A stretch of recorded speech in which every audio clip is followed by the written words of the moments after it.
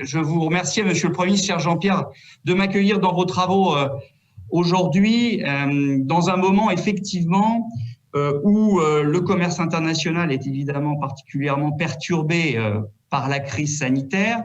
Il était déjà, et vous avez forcément eu l'occasion d'en parler précédemment, déjà impacté par les tensions de plus en plus importantes qui préexistaient, notamment entre la Chine, bien évidemment, et les États-Unis, mais aussi par les crises politiques, militaires, des crises sociales qu'il pouvait y avoir ici ou là, préexistant à la crise sanitaire. Quelques chiffres pour illustrer ça. C'est 11%, rien que sur le mois de mars, de production industrielle qui a baissé dans le monde. C'est les échanges internationaux de marchandises qui ont chuté de 27% entre le premier et le deuxième semestre. C'est en France, rien qu'en France, 40% d'investissement potentiellement en moins en 2020. Donc on voit bien que cette crise sanitaire, avec la baisse de l'offre, avec la baisse de la demande, avec les baisses de la fluidité de la logistique, a entraîné et entraîne encore une perturbation majeure des échanges internationaux. Alors, dans ce cadre-là, il est clairement en tête pour nous que fermer les frontières, se replier sur soi-même, ne pas prendre en compte l'impérieuse nécessité pour nos économies, à commencer par la France, d'échanger serait évidemment une catastrophe. Ma conviction, elle est donc très claire. Il faut à la fois prendre peut-être un certain nombre de décisions industrielles, économiques en France pour être moins dépendant de filières ou de pays pour lesquels on a vu, par exemple avec les masques, que ça pouvait avoir des conséquences, d'ailleurs au-delà que séquences économiques, des conséquences sanitaires, voire des conséquences sociales. Mais pour autant, il est important de lutter contre ce nouveau souffle protectionniste qui prend une dimension toute nouvelle avec cette crise sanitaire. Alors, nous avons pour ça une méthode qui va viser à s'appuyer sur déjà tout ce que nous avons su faire depuis 2017 dans notre pays en matière de transformation de notre économie pour faire en sorte que l'écosystème dans notre pays soit plus favorable au business. C'est la baisse de la fiscalité du capital, parce qu'on sait bien que les entreprises elles ont besoin de capital pour se développer, que ce soit dans leur pays ou se déployer à l'international. Nous avons besoin, et donc nous allons maintenir cette baisse de la fiscalité, la fameuse ISF qui a été supprimée, une fiscalité qui est ce qu'on appelle une flat tax à 30%. C'est le maintien de la politique en matière d'amélioration du dialogue social et de fluidité sur le marché du travail. Il y a eu des ordonnances qui ont été votées pour ça. On a fait une loi spécifique pour faciliter le dialogue dans nos entreprises et pour donc que le dialogue social soit plus facile. Parce que s'il n'y a pas un bon dialogue social dans une entreprise, il n'y a aucun risque, il n'y a aucune chance plutôt que les entreprises se développent. On va continuer à investir dans la formation. On a réformé la formation professionnelle, on a réformé l'apprentissage. On va amplifier aussi maintenant la politique de transformation en profondeur de notre outil industriel en saisissant les opportunités de la relance pour accélérer cette transformation. Et c'est donc, Jean-Pierre, effectivement, à travers le plan de relance qui va être annoncé la semaine prochaine, pour nous, on en est convaincus, une opportunité d'accélérer cette transformation de notre outil économique. On va, tout en bien sûr maintenant, quelles étaient les perspectives d'amélioration de l'écosystème économique, puisqu'on va continuer à baisser l'impôt sur les sociétés, on va continuer de transformer notre environnement social, je le disais tout à l'heure. Par exemple, on va, même si on l'a reporté, faire la réforme des retraites, on va faire la réforme de l'assurance chômage. Et le plan de relance, 100 milliards d'euros, va être notamment dédié à accélérer la transformation économique de notre pays, puisqu'on va baisser notamment un des boulets de l'économie française, que sont les impôts de production, avec un décalage massif avec les Allemands, 8 fois plus d'impôts de production que les Allemands, 3 fois plus que la moyenne européenne. Et donc, nous allons mobiliser 10 milliards d'euros, c'est historique, de baisse des impôts de production en 2021 et on remettra le même montant en 2022. Et puis, nous allons faire en sorte aussi, dans ce plan de relance, d'investir massivement, toujours et encore dans la recherche et le développement, l'innovation. Vous savez qu'en France, on a un avantage compétitif remarqué par de nombreux pays qui est ce crédit d'impôt recherche et développement. Et celui-là, on veut bien évidemment le maintenir en allant peut-être mettre des moyens spécifiques sur des filières d'avenir qui nous semblent des filières complémentaires à celles qui ont toujours fait le succès du commerce extérieur de notre pays, l'aéronautique, l'agroalimentaire, le médicament, par exemple. C'est tout ce qui concerne la ville durable, donc c'est-à-dire l'organisation de la vie dans la cité en tenant compte du développement durable.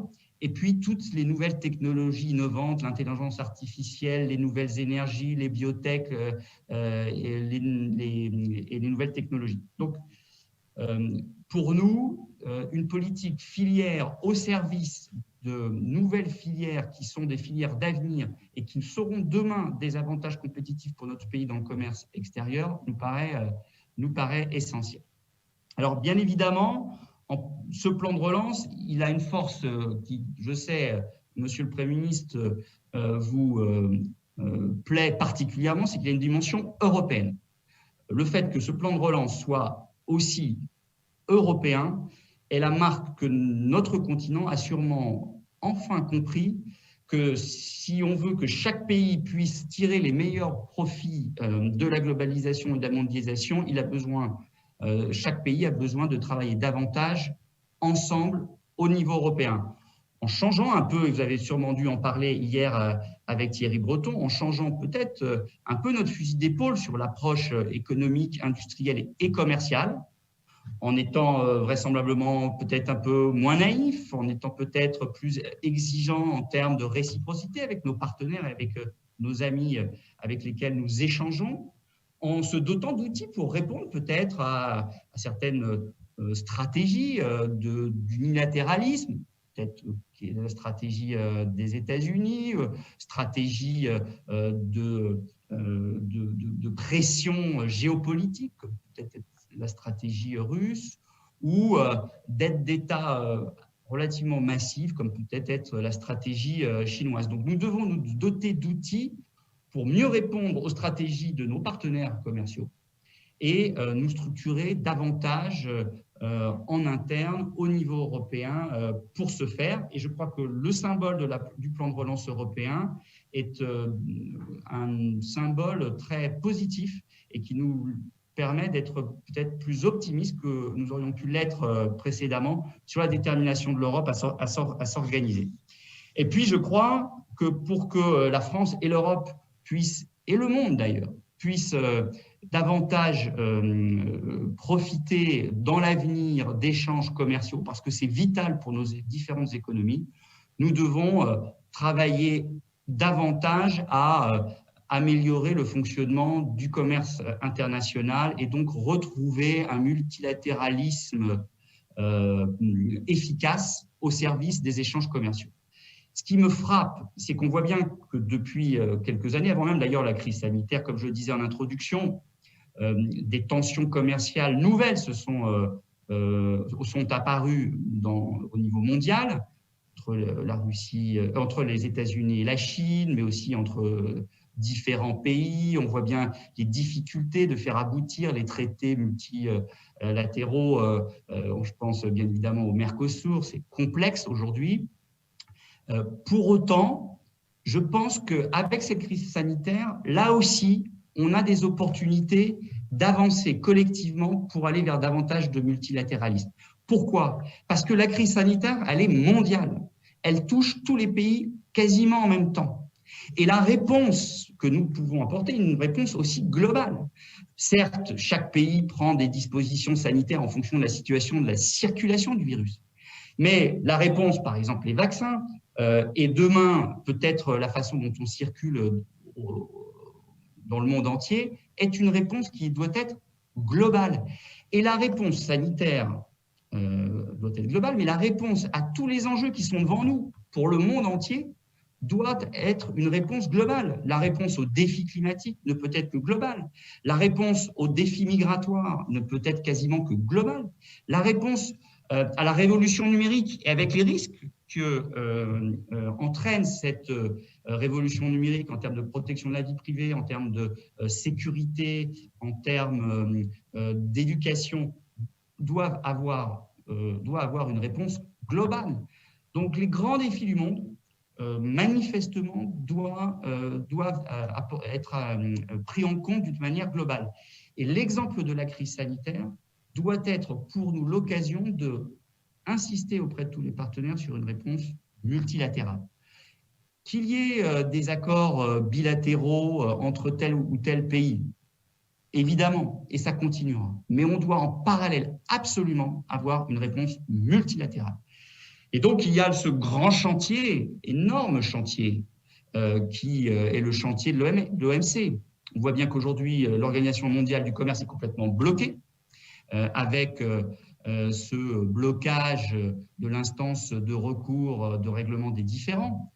On ne peut pas rester comme ça, bloqué, parce que s'il n'y a plus de capacité à régler les différends commerciaux d'une façon amicale, à ce moment-là, le risque, c'est que ce soit une guerre commerciale et une guerre, voire plus que commerciale, qui se mettent en place. Et donc, nous sommes convaincus que nous devons mobiliser beaucoup d'efforts. Ça sera difficile, mais nous devons mobiliser beaucoup d'efforts pour retrouver un fonctionnement de l'organisation du commerce international d'un point de vue multilatéral beaucoup plus efficace et fluide que ça ne l'est aujourd'hui. Alors, on a une opportunité avec la nomination du nouveau directeur général de l'OMC, qui doit intervenir dans les prochaines semaines. J'espère qu'une candidature rassembleuse permettra peut-être d'ouvrir une nouvelle étape de ce travail essentiel d'organisation du commerce international d'un point de vue multilatéral. Et cette question du commerce international doit aussi se reproduire dans d'autres coopération internationale. On sait bien qu'il y a notamment le cas de l'OMS, qui est un cas tout particulièrement important pour l'avenir et qui pose aujourd'hui un certain nombre de problèmes. Voilà, Monsieur le Premier ministre, cher Jean-Pierre, chers amis, ce que je voulais vous dire en peut-être introduction de nos échanges, la conviction que nous avons besoin de dire à nos compatriotes et de dire collectivement dans le monde que nous devons continuer à avoir des échanges internationaux, commerciaux. C'est essentiel pour la croissance et donc la prospérité de nos populations. Et que même si nous réglons, et c'est essentiel, les dysfonctionnements de ce commerce international, de cette mondialisation, et il y en existe évidemment un certain nombre, nous devons continuer à nous mobiliser pour faire en sorte de s'assurer que dans l'avenir, il continuera à y avoir des échanges commerciaux apaisés, sereins, respectueux. J'ai entendu le mot respect tout à l'heure dans la fin de votre propos, Monsieur le Premier ministre, cher Jean-Pierre. C'est évidemment essentiel. Et la France compte tirer de ce nouveau contexte son épingle du jeu en d'abord améliorant encore l'écosystème pro-business de notre pays, en accompagnant encore et toujours ces entreprises en France et dans un déploiement à l'étranger, et en mobilisant toute son énergie, tout son poids politique, tout le leadership du président de la République pour faire en sorte que le multilatéralisme soit bien la réponse à l'organisation demain du commerce international. Merci beaucoup, Monsieur le ministre, de cette intervention et de cette plaidoirie en faveur du multilatéralisme. C'est, je crois, très important que d'avoir cette approche et notamment cet objectif d'essayer de remettre sur ses rails l'OMC qui vraiment est aujourd'hui paralysé. Et on voit que ces appels à l'unilatéralisme nous pose un certain nombre de problèmes stratégiques. Ça a été le cas avec l'OMC, c'est aussi le cas avec d'autres organisations multilatérales et avec des changements quelquefois de rapports de force à l'intérieur même des organisations multilatérales. Et donc je crois que le commerce extérieur a besoin en effet d'un multilatéralisme rénové. Est-ce que vous pouvez nous dire si vous avez défini ou si vous comptez définir des priorités par pays et des priorités par secteur? On voit que les États-Unis, par exemple, sont aujourd'hui souvent dans une logique de sanctions en voulant mettre des taxes sur un certain nombre de produits à l'export de la France. Je pense naturellement au vin, influencé que je suis par mon environnement bordelais d'aujourd'hui, mais aussi de voir comment on peut essayer de favoriser et de gagner dans des batailles multilatérales ou bilatérales des arbitrages qui seront plus favorables à certains secteurs. Donc, est-ce qu'il y a des secteurs qui progressent, qui doivent être plus prioritaires, sur lesquels on a une mobilisation nationale? Et puis, est-ce qu'il y a aussi des pays sur lesquels on essaie de mettre l'accent en fonction d'événements, par exemple de grandes expositions commerciales ou un certain nombre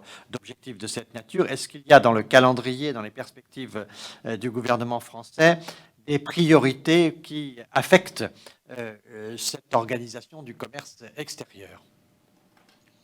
Merci, cher Jean-Pierre. Alors, je l'ai évoqué tout à l'heure, nous avons, en matière de filière économique, nous avons toujours des secteurs pour lesquels nous avons réussi depuis des années à prendre des parts de marché, être présents avec force. Je pense bien sûr, je l'ai dit tout à l'heure, à l'agroalimentaire, je pense aux médicaments, je pense à tout ce qui concerne l'aéronautique, évidemment, je pense au luxe, et donc nous devons conforter nos positions sur ces secteurs-là, et nous avons, à travers un certain nombre d'organisations de filières, et notamment ici au ministère de l'Europe et des Affaires étrangères, sous l'impulsion de Jean-Yves Le Drian, fait en sorte de mieux coordonner les efforts de tous les partenaires de ces filières au service de leur présence à l'international.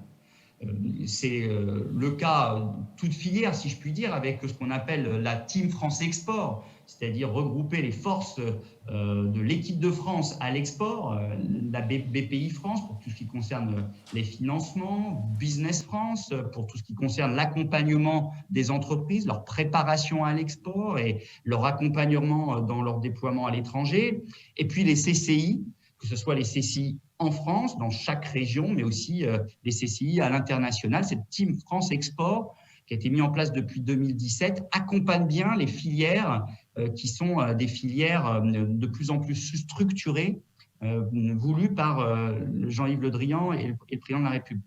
Et puis, il y a un certain nombre de filières sur lesquelles on veut miser, sur lesquelles la France, par sa réflexion sociétale aussi, a su depuis des années, et sa réflexion politique, a su depuis des années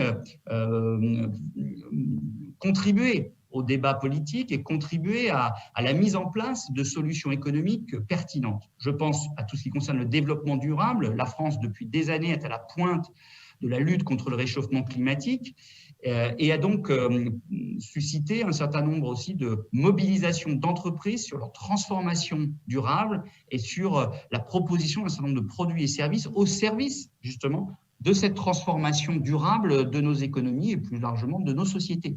Et donc, par exemple, la structuration de ce qu'on appelle la ville durable est aujourd'hui une filière économique qui répond beaucoup à un grand nombre de demandes de pays qui souhaitent, en matière de transport, en matière de traitement de l'eau, en matière de traitement des déchets, en matière d'organisation de la ville, en matière d'urbanisme, en matière de construction, avoir une réponse durable. Et la France et ses entreprises, à de ce point de vue-là, des réponses innovantes et des réponses qui sont, à notre avis, des réponses d'avenir. De la même façon que en ce qui concerne la qualité alimentaire, la sécurité alimentaire. Demain, il nous semble qu'il y aura de plus en plus une attente de qualité sanitaire de notre alimentation.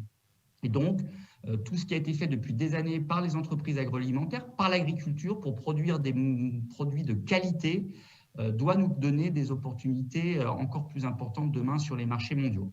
Et en ce qui concerne les priorités géographiques, la façon de mettre en œuvre ces priorités, bien évidemment, et particulièrement, on le voit bien là, avec la crise sanitaire, ne surtout pas négliger d'abord les partenaires de proximité, commencer bien sûr pour nous par les pays européens au sein de l'Union européenne. Donc, en tant que commerce extérieur, en lien avec mon collègue ici au ministère de l'Europe et des Affaires étrangères, Clément Beaune, nous sommes évidemment déterminés avec Bruno Le Maire au ministère de l'Économie, des Finances et de la Relance à approfondir encore et toujours nos partenariats et nos échanges avec nos partenaires européens.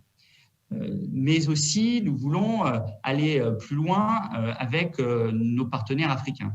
L'Afrique, historiquement, entretient des liens spécifiques avec notre pays. Nous voulons, j'étais tout à l'heure à signer un contrat de financement pour la préexploitation du TER de Dakar avec le ministre de l'Économie et des Finances du Sénégal. Nous pensons qu'avec l'Afrique, nous avons des perspectives de développement commerciaux réciproques très intéressantes. Et l'Afrique est pour nous, évidemment, une priorité. Nous, et j'en parlais hier au MEDEF international, nous avons toujours envie, bien évidemment, de continuer à travailler avec nos partenaires asiatiques, à commencer par la Chine, bien sûr. Jean-Pierre, nous avons eu l'occasion d'être ensemble en Chine à de multiples reprises. Pour la France, la Chine reste évidemment un partenaire essentiel d'échanges commerciaux, mais aussi en termes d'attractivité, nous souhaitons toujours continuer à accueillir des entreprises chinoises sur notre sol.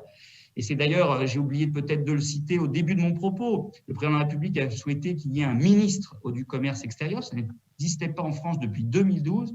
Et il a souhaité, c'est la première fois qu'un ministre a un titre comme celui-là, d'associer le mot attractivité.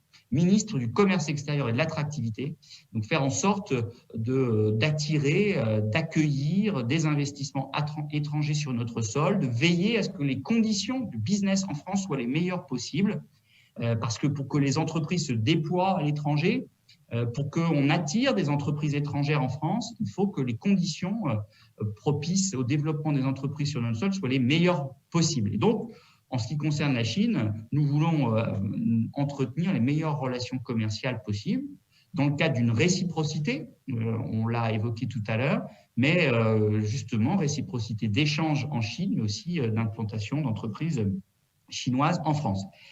Et puis, il y a les États-Unis, bien évidemment, qui est encore un partenaire pour nous très important, pour lequel nous souhaitons, et je le rappelais tout à l'heure, au niveau français et au niveau européen, nous doter d'outils pour mieux contrer la stratégie, par exemple, d'extraterritorialité des droits des États-Unis, mais nous voulons amplifier les échanges avec les États-Unis et plus largement avec l'Amérique. Le Premier ministre m'a récemment chargé d'une mission toute particulière, c'est de veiller par exemple à augmenter les échanges avec le Canada et notamment et spécifiquement avec le Québec. Je me rendrai très prochainement au Québec pour faire en sorte d'augmenter encore les échanges avec le Québec, notamment après l'accord du CETA. Voilà, Jean-Pierre, en quelques mots, bien sûr, nous ne négligeons aucun partenaire commercial parce que chaque pays, dans chaque pays, il y a des entreprises françaises, des potentiels de développement de marché. Mais voilà, en quelques mots, les quelques priorités qui sont les miennes aujourd'hui.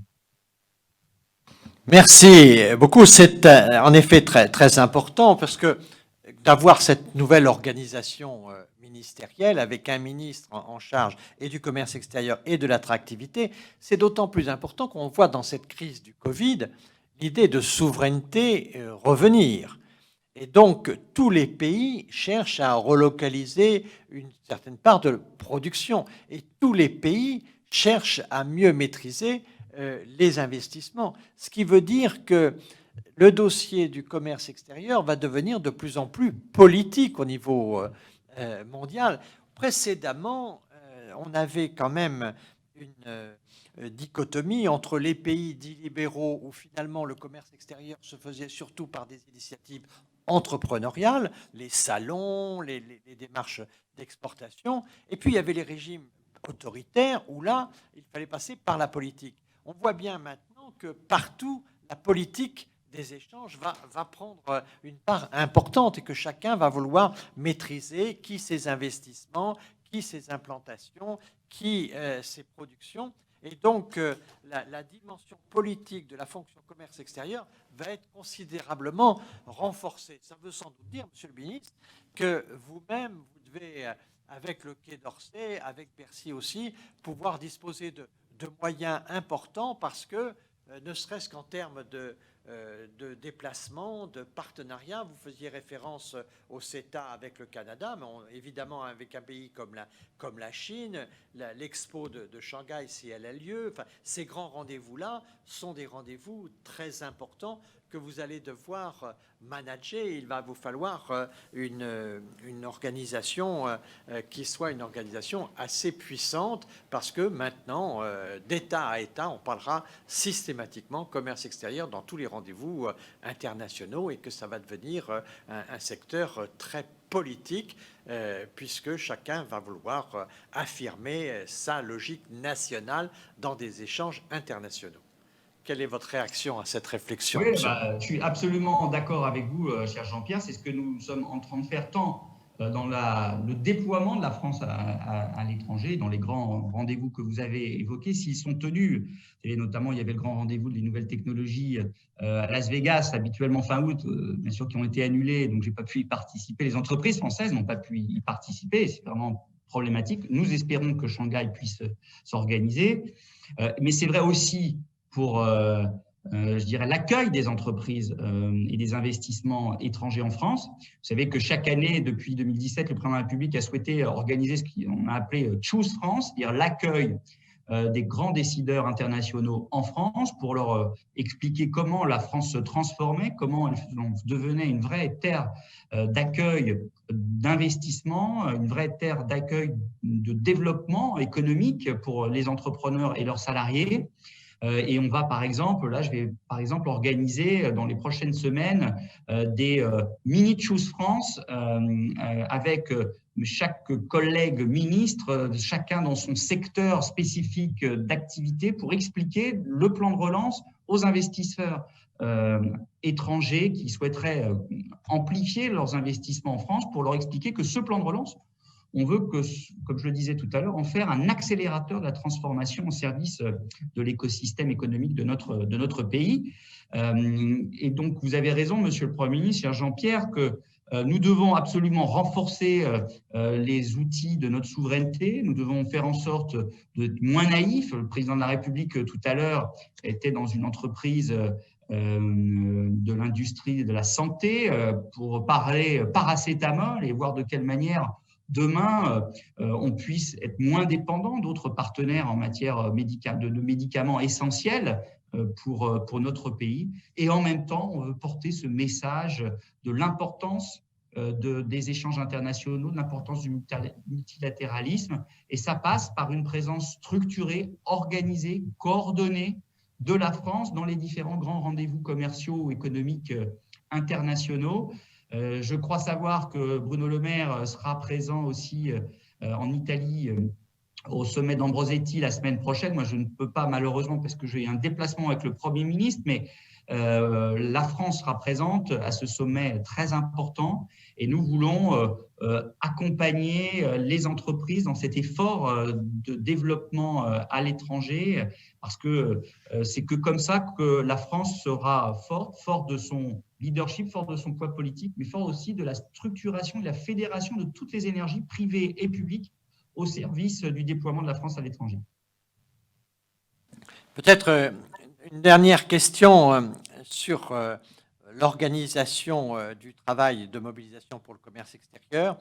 Comment, d'une part, s'organise la relation entre le Quai d'Orsay et le ministère de l'économie et des finances, puisqu'au fond, c'est très important d'avoir une vision diplomatique du commerce extérieur parce que c'est le volet de la négociation internationale. Donc au Quai d'Orsay, on comprend bien pourquoi, mais il est évident aussi que le ministère de l'économie et des finances est directement concerné par ce sujet. Donc comment s'organise ce dialogue entre le Quai et Bercy, d'une part, et deuxièmement, quelles sont les stratégies du ministère, notamment en ce qui concerne les collectivités territoriales? Est-ce qu'il y a un partenariat? Nous sommes ici, je suis installé au Conseil régional de la Nouvelle-Aquitaine. Est-ce que les régions sont particulièrement associées associés? Est-ce que ça fait partie de la stratégie de mobilisation pour le commerce extérieur, Monsieur le ministre?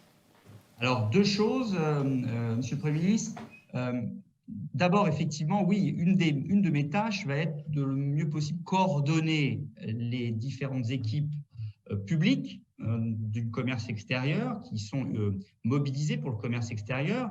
Donc, bien évidemment, au sein ici du ministère de l'Europe et des Affaires étrangères, avec notamment tout le réseau diplomatique partout en France, partout dans le monde, pardon. Et ça, c'est évidemment très important. Et les équipes en administration centrale, notamment de la Direction générale de la mondialisation, à côté de mes bureaux ici, rue de la Convention, dans les anciens locaux de l'imprimerie nationale. Et puis, les services dédiés à Bercy, notamment le Trésor, la Direction générale du Trésor, la Direction générale des entreprises.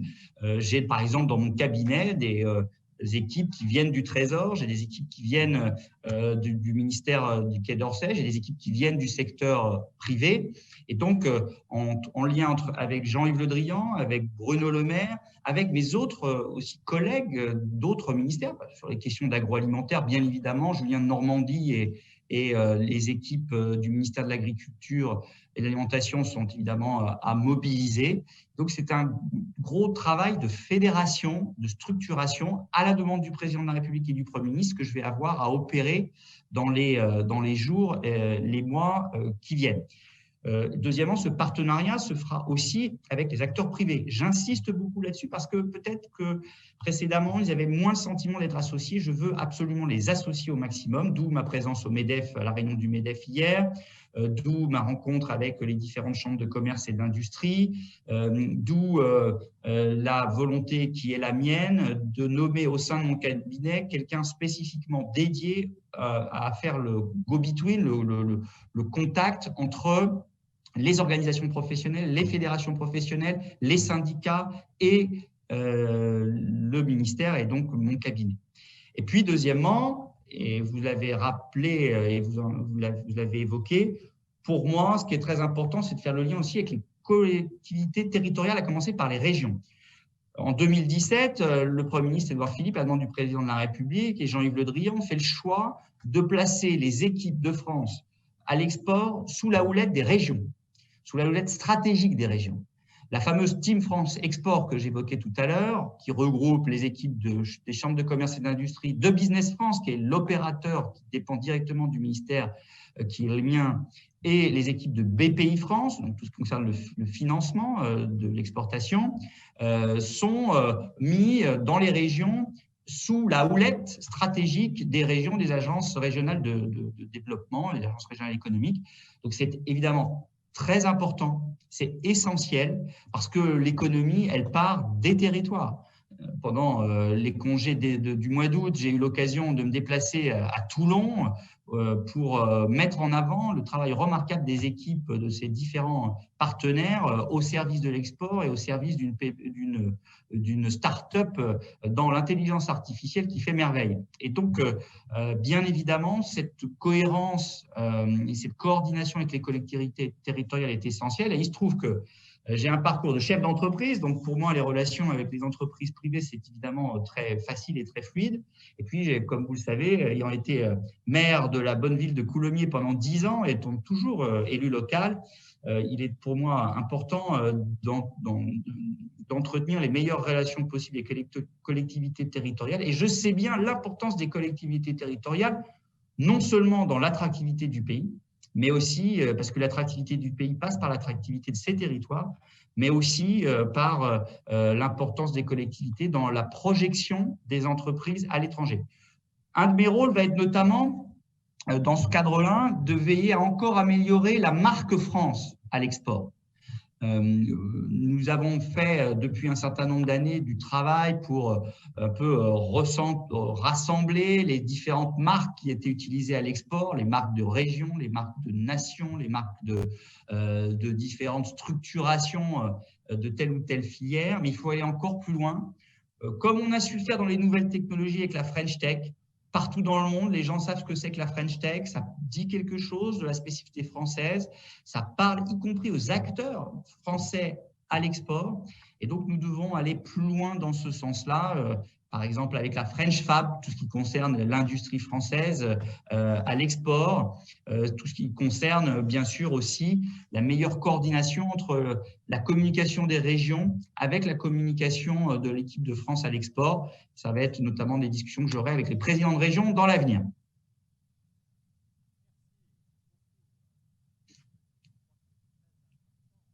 J'ai été assez impressionné ici dans la Nouvelle-Aquitaine par un exemple de coordination entrepreneuriale, c'est la création du club ETI, les entreprises de taille intermédiaire. Une centaine d'entreprises dans la grande région travaillent ensemble et je pense que c'est le type d'interlocuteur qui peut être très utile parce que ce sont des entreprises qui ont quand même une certaine dimension.